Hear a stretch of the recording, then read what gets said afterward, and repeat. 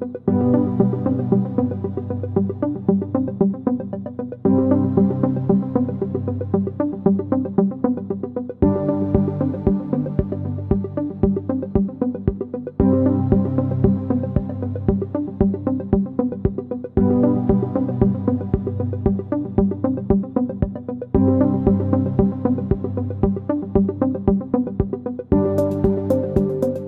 to the panel.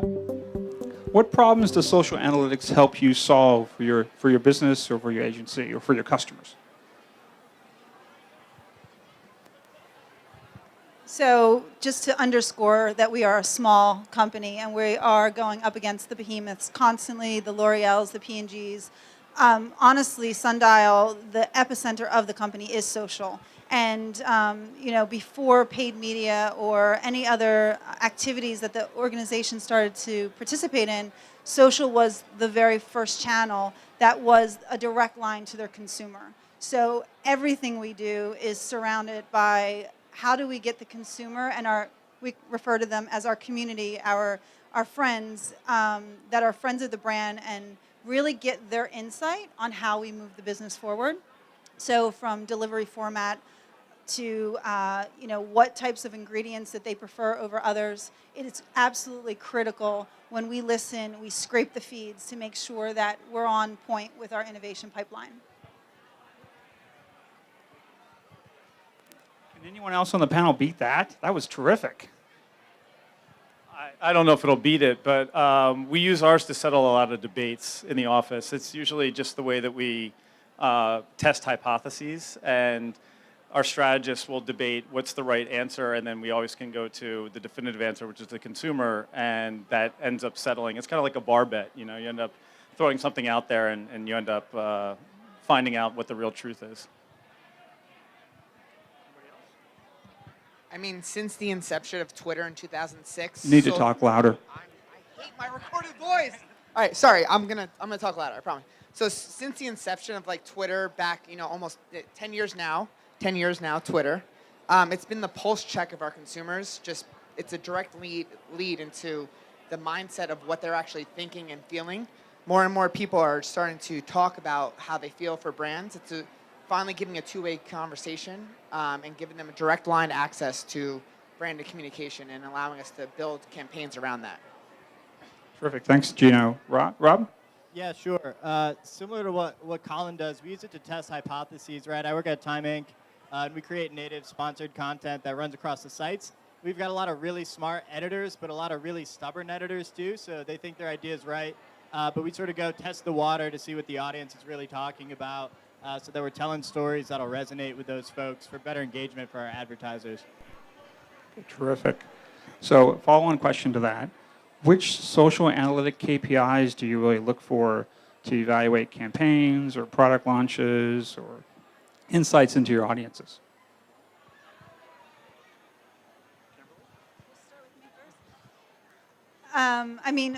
It's definitely engagement. And so what does that mean? The obvious ones, so excuse me for the obvious, shares, likes, comments. But honestly, it is verbatims. What are the testimonials that our consumers, our community, our brand ambassadors are stating? Because midpoint, we can switch it up.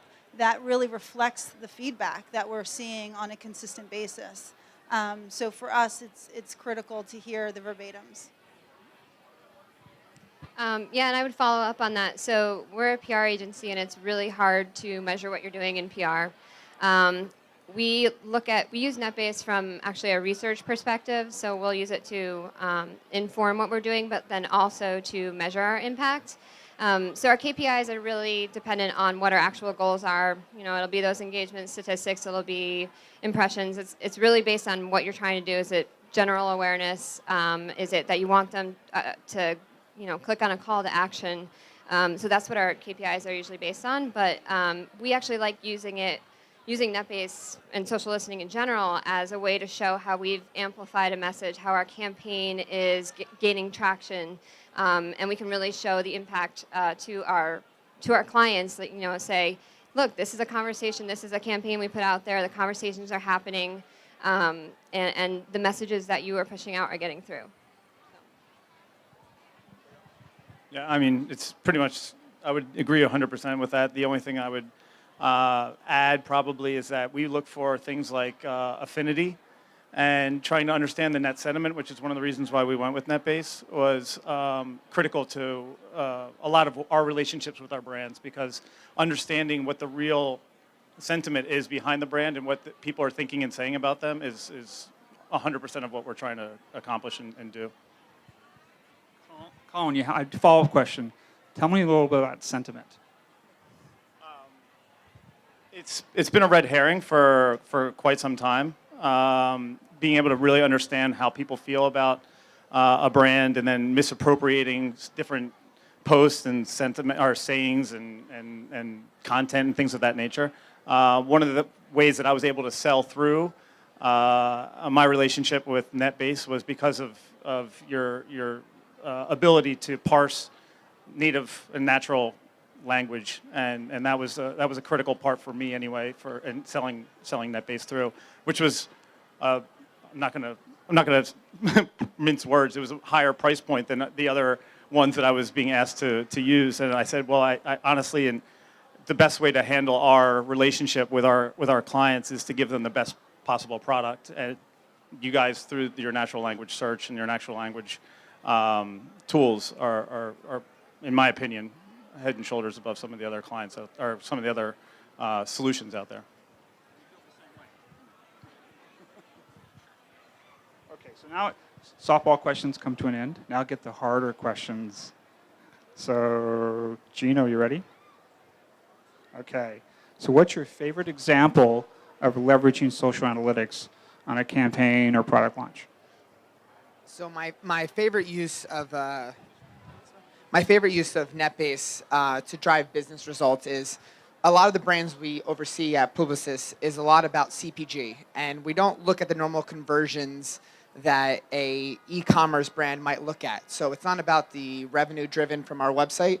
It's more about the equity measures and the feel-good kind of brand health metrics that we look at across the brand. So one of the great features of NetBase is their themes functionality, where we can actually bucket some of our brand health metrics, where we can actually see over time how are we driving consumer sentiment around those things that we want to own as a brand, whether it be value or quality or value for your family and driving overall those kind of things. So within the NetBase platform, you're able to track those things over time and see how your marketing efforts are pushing a brand through the cycle of the product life. So. Any specific example you can talk to? Yeah, so I work specifically on some of the oral care brands at our agency, and we stand for three things. It's family values, it's quality, and it's the number one brand I can trust. So over time, as we start pushing our brand through the digital space, we can actually see how much we are getting people to talk about those type of values and measure them through the platform to see that we are actually hitting those brand health metrics that we ultimately know drive the sales. Because as a platform for CPG products, we don't sell things online, so we don't see those conversions that you would see day-to-day basis. We want to see those overall brand health metrics change on a year-to-year basis. Open question to Colin and Rob. So in a world where content is king, right, or king and queen, right? So in that context, how do you use social listening to help you develop and or validate some of the creative strategies that you're doing in the market?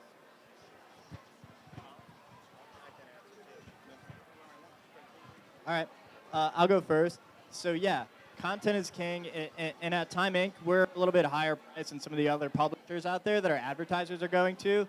So we're always selling like premium content to a premium audience, and we want that stuff to perform for our advertisers, right? So how do we use social insights? Is we listen in on these categories. We listen in on different categories to sort of see what's going on in that conversation. For example, we have a bunch of beauty product brands come to us, and we listen in on the conversation around curly hair. We listen in on the conversation around hair frizz in the summer, and we have those things set up, servicing multiple advertisers. And then we also use NetBase to sort of do the brand analysis in the beginning of a campaign to sort of see how someone's reacting to a brand. We pair that stuff with our own data about our readers piece it all together into a smart content strategy. So we know that we're serving our audience like content that they're going to react well to, that's going to resonate with them, that's going to be relevant, and that we're serving it up at the right time and doing it in language that's really their own. So we use it to test hypotheses and discover new things that we didn't know our audience was talking about, and then publish that content out.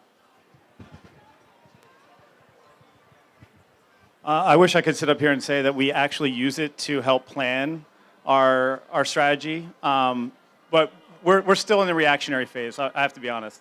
I hope to get to a point someday where we're predictive and we can use social in that regard so that we can accurately identify opportunities before they're actually present in social media. But right now we're using it more to kind of read and react and then validate the content that we put out there. I really do think, I'll give you an example. So one of our clients, I do a lot of CPG work as well, and one of our clients has a ton of OTC brands, and one of them is a head lice treatment. And apparently there was a study done over the weekend or a couple of days ago comparing one of the presidential candidates to things that you would not like to have happen to you. And one of the examples was head lice. So 54% of the people would rather have head lice than have this particular person in office. And so because we have a head lice product, that became very quick fodder for us. So we could read and react to that very quickly. Now, that is not something we're going to be able to predict and put into our content strategy moving forward, but it does give us the ability to nimbly behave on behalf of our brand, which is critical.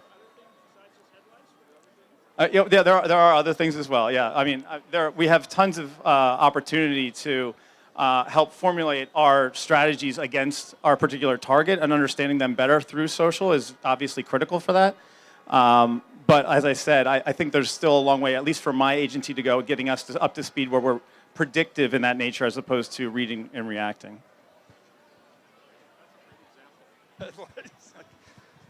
Has anyone in the audience compared head lice versus presidential candidates? That's an interesting comparison. Wow. So Emily, hard question for you. Hard question for Emily. How has NetBase or social analytics helped you with any type of new business pitches that you may have done? So working at a PR firm, you get a lot of opportunities to do business pitches, but you don't have a lot of time to turn them around. But you want to know as much as possible about the different trends that are affecting the prospects industry. And also you want to know what people are saying about that particular company so that you know how to craft a strategy for them. So if you understand what people are saying about the company, if you understand their reputation, then you can go ahead and build a communication strategy that will kind of change that in a positive way if it needs to be positively changed. So for example, we just won a new client in the building product space who is dealing with some reputational issues. So we were able to dig into the conversations and take a look at what exactly was driving some of the issues that they're having. So we built our entire pitch around trying to solve some of those problems. And then we won the business. So. That's terrific. Yeah, we've actually seen a lot of companies like yourself that use NetBase in their pitches, right? It's actually a key component of their pitches, and they'll look back on that and say, wow, that really did make a difference in having that social insight. I'll say, okay, Kimberly, last question. Drum roll, right? Okay. All right. How has social analytics helped you in analytics or measurement of new product launches? So I'm going to change the question, only because I've already given the audience a lot of insight into how Sundial communicates with our community and how we adapt to the feedback, and it's always in our product pipeline. I'd like to do something a little bit more closer into what we've just recently worked with you guys on. It was a brand new campaign, and like I recently said, Sundial does very, very few paid advertising campaigns. And when they do a campaign, they really want to break the clutter. There's a particular topic about how there's segregation in the grocery aisles or the mass channel aisles between the ethnic aisle and the beauty aisle.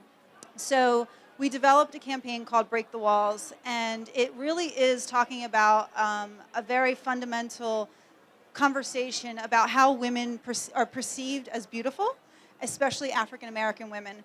And we thought this conversation was really necessary to the masses, not just our core audience, but beyond.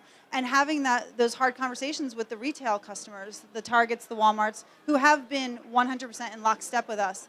But prior to launching the campaign, we really needed to have an understanding how much of this conversation was actually taking place already, so we can establish a baseline. And then once the campaign broke, we needed to see how quickly it was dispersing across the net, well beyond our owned and operated environments. And NetBase was, extraordinarily instrumental in feeding that data to us like within 24 hours, 48 hours of the campaign breaking. And that was making us very nimble and able to change up the conversation, change up the copy points, react and respond. Nicki Minaj posted it on her Facebook page. And how did we respond very quickly to that? Because that was fed to us very early on. So it was, how could we mid-campaign? I've worked in this industry for quite some time, and when you develop a campaign, it takes months and months to develop, and then you set it off, and that's it. And it's very little iteration throughout the process. And I think what you guys are enabling us, and what social listening is enabling myself and other marketeers and creative entities, is how can we be very flexible with the messaging as we go, and while the consumers are actually receiving it.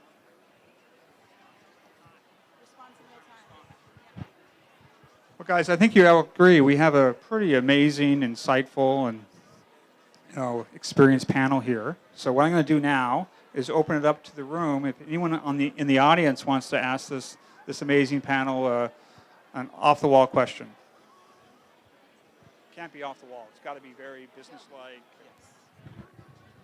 Thank you guys for sharing your time with us, number one. Our question from all of us in the corner is, you talked about a lot about predictive social analytics. What's next? What's beyond that? This is 35,000 feet. What's at 38,000 feet? Because I think we all as an industry have to start thinking beyond just what the first next step is, but what's the second next step? So we can prepare our clients for that more often than not.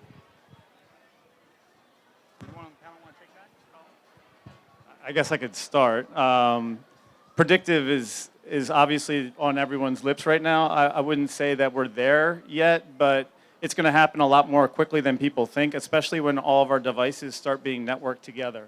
And once that happens, and we can get a lot more behavioral data and a lot more situational data on how people are reading and reacting, not just the information that they're given, but actually honestly being able to be viewed in the way that they behave, not just the way that they report to be behaving, we're going to have a lot more opportunity to provide solutions for our consumers from a brand standpoint, or even from an agency standpoint, or from a service standpoint, in a way that's meaningful, on time, and less intrusive than what we're doing right now. And I think that will be the holy grail of what we're all in this room or on this patio in the middle of Manhattan probably shooting for.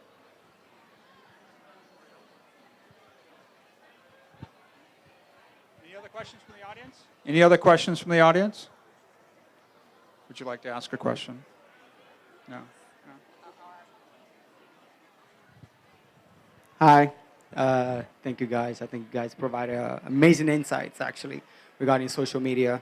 I'm on the marketing side. I'm on the client side. And I definitely want to get an understanding of how do you guys feel about, what's more powerful, what's more efficient, content marketing or advertising? Which one do you feel it's more effective?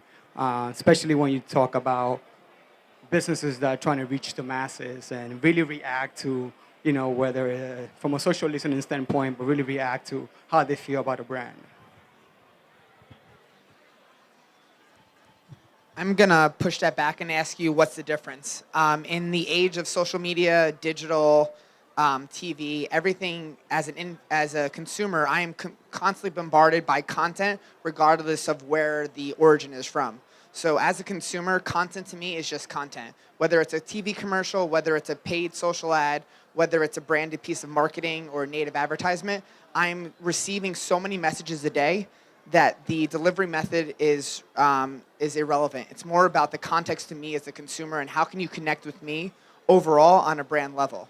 So regardless of the brand that you're working in and what you're actually focusing on, it's how can you connect with me as a consumer and make your brand or product relevant to me in 2016 when, there's walk down Times Square and see a million messages a day. You just, what do I want to see and what do I want to read on a daily basis? And when you connect with someone on that one-to-one level, it's when you can actually start driving that connection and driving overall sales for your brand. So I'd say go back to you. So.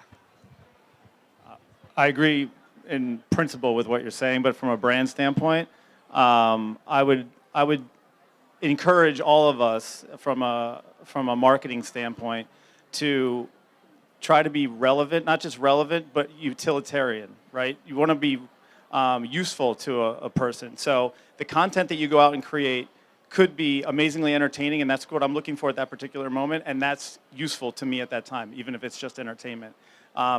It could be a how-to. It could be something that makes me want to go out and buy. All of those things are really, really important, and I think that they all have their time and place. I will tell you that from my standpoint, what I've learned, even though I believe full well that content should be trumping advertising, advertising still leads in driving sales. So there's a fine line. Yeah, the person inside of me wants to believe that content is king, but paid insertions still sell cat food, which is what I'm responsible for doing from day to day. And so there's a little bit of a rub, and I think you're starting to see it come to a stasis, but there will always be room for advertising, even if it is a paid interruption to alert somebody about a new product that they've never heard of before. And I think you also need to think about who your customer is, who the market is. We focus on B2B clients in very specific industries where you really want to focus on relationship building and thought leadership. So those are, there's really long lead times. It could be a year, it could be 2 years. You want to continue to build your presence through content, although you also want to see how your content works with your advertising, works with your SEO. You've got to have the right mix of marketing based on who your actual audience is.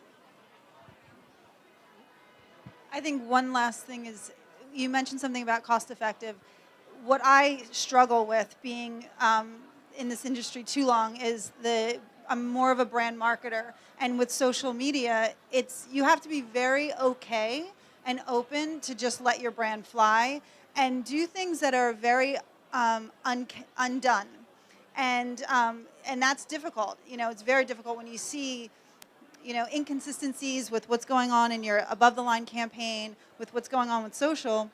But in order to be responsive, in order to be utilitarian, you do kind of have to flip it up and just kind of put it out there and iterate as you go. So I don't know if it's more cost effective to do social because we put daily content out and it's expensive to produce. It's very expensive, but it's becoming at ease with the undoneness of social and being okay with your brand living in that space.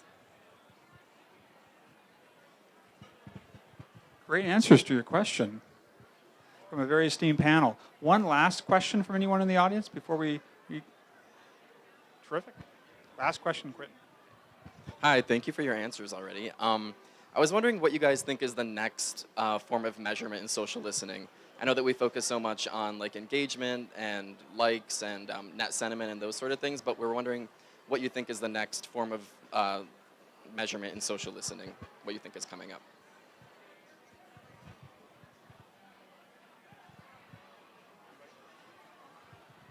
I'm going to go with personal influence, consumer personal influence, and brands now being able to put the power of their brand in the hands of the individual and then allowing that person to be the salesperson or the liaison for transactions is probably going to be the next revolution. There's already tons of fashion houses that are doing things that are of similar nature. I can only imagine, if I knew that Quentin, you had a birthday coming up soon, and I was in American Airlines, and you have all these friends on Facebook, that I would give you the opportunity to sell, cheaper tickets on my airline to come to New York to visit you for your special birthday. that's coming in the not too distant future, and it's going to be massive. I can sort of add to that. We're working on different ways to do measurement based on who we're reaching. So is this a prospect? Is it a customer? Is it just a general person who happens to share all our content? So we are trying to do, we're trying to measure based on the value of the person that we're reaching. That's where we're going next. Thanks, Emily. So thank you so much, Rob, Gino, Colin, Emily, Kimberly. Give a huge thumbs up for this great panel. Thank you so much.